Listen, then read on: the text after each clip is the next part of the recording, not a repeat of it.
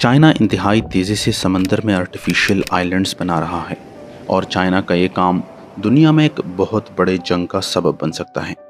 लेकिन सवाल यह है कि चाइना ये सब कुछ क्यों कर रहा है। आइए जानते हैं इस वीडियो में।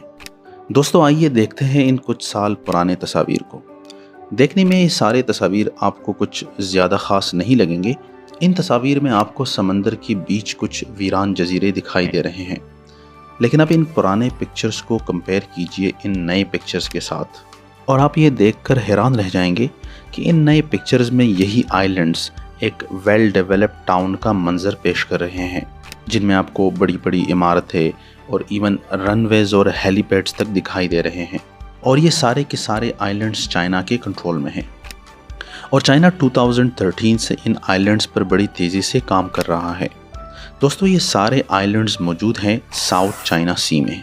South China sea basically 1.4 million square miles पर फैला हुआ पैसिफिक ओशन का एक पार्ट है और ये China, Taiwan, Philippines, Vietnam, Malaysia, Indonesia और ब्रुनाई के दरमियान मौजूद है और ये दुनिया के मुतनाज़ा तरीन इलाक़ों में से एक है।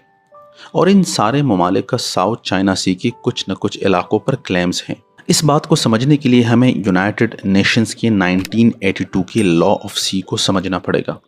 इस कानून के मुताबिक किसी भी मुल्क के साहिल समंदर से 200 नॉटिकल माइल्स तक का इलाका उस मुल्क का एक्सक्लूसिव इकोनॉमिक जोन कंसिडर होगा। इसका मतलब यह है कि 200 नॉटिकल माइल्स तक उस समंदर में जितने भी लिविंग या नॉन लिविंग रिसोर्सेज होंगे उन सब पर उसी मुल्क का हक होगा। अब इस मैप में देखिए, एक्सक्लूसिव इकोनॉमिक जोन के लिहाज से इन सब कंट्रीज़ का क्लेम कुछ इस तरह का बनता है, लेकिन चाइना का क्लेम यहाँ तक है जो कि ऑलमोस्ट 80% ऑफ साउथ चाइना सी बनता है। चाइना के इस क्लेम की बुनियादी वजह है इस समंदर में मौजूद स्प्रैटली और पैरासल की आइलैंड्स। चाइना के मुताबिक ये सारे आइलैंड्स उसका हिस्सा है और रूल्स के हिसाब से अगर इन आइलैंड्स को चाइना का हिस्सा मान लिया जाए तो चाइना का एक्सक्लूसिव इकोनॉमिक जोन एक्सटेंड हो जाएगा और इसके साथ वाला सारा समंदरी इलाका भी चाइना के कंट्रोल में आ जाएगा। लेकिन चाइना के इस क्लेम को 2016 में इंटरनेशनल ट्राइब्यूनल ने ये कहकर रिजेक्ट कर दिया कि स्प्रैटली और पैरासल के आइलैंड्स प्रॉपर आइलैंड्स ही नहीं हैं, बल्कि ये एक तरह के बड़े बड़े रॉक्स हैं। इसीलिए एक्सक्लूसिव इकोनॉमिक जोन का ये लॉ इस पे अप्लाई नहीं होता है। लेकिन चाइना ने ये फैसला मानने से इनकार कर दिया और दलील ये दी कि 1947 और अर्लियर 20th सेंचुरी की कुछ मैप्स के मुताबिक ये सारा इलाका चाइना की टेरिटोरियल बाउंड्री है। नाजरीन, चाइना इसके अलावा साउथ चाइना सी में और भी आर्टिफिशियल आइलैंड्स बना रहा है और रीज़न ये दे रहा है कि क्लाइमेट चेंज की वजह से जो आइलैंड्स डूब गए थे, चाइना अब उनको वापस रीडिस्कवर कर रहा है। लेकिन अमेरिका और दूसरे ममालिक इस बात पर यकीन करने को तैयार नहीं हैं। ये सारी कंट्रीज़ इस एक्शन को चाइना की ऑफेंसिव पोस्चरिंग के तौर पर देख रहे हैं। लेकिन सवाल ये है कि चाइना और बाकी सारे ममालिक का साउथ चाइना सी में इतना बड़ा इंटरेस्ट क्यों है।